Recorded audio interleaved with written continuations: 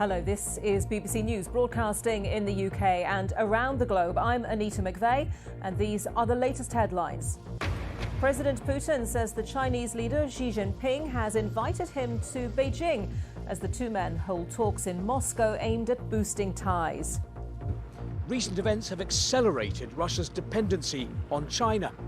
Putin and Xi may speak about mutually beneficial cooperation, but Beijing looks increasingly like the senior partner. Meanwhile, the Japanese Prime Minister makes a surprise visit to Kyiv, promising unwavering support for Ukraine. Britain's biggest police force is branded institutionally racist, misogynist and homophobic in a scathing new report which says it needs a complete overhaul to restore public faith. The culture, sadly, in the Met is all pervasive, and that the institutional racism, misogyny and homophobia is largely led by what their officers have said and what our own research has shown. Today is, without doubt, one of the darkest days in the history of our almost 200-year-old Met Police Service.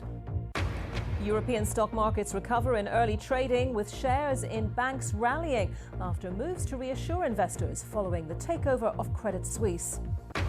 And barricades go up in New York in preparation for protests as a grand jury could make history by indicting former President Donald Trump over alleged hush money paid to a porn actress.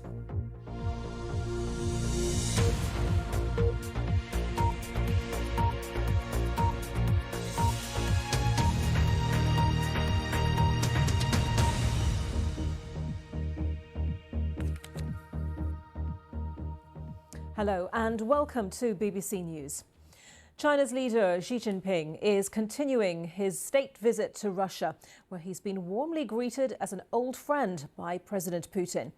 Beijing's billed this visit as a trip for peace, following the publication of China's plan to settle the crisis in Ukraine. Mr. Putin said that Moscow was always open to negotiation, but Americans have already warned that China's negotiation plan could be just a delaying tactic. From Moscow, our Russia editor Steve Rosenberg reports.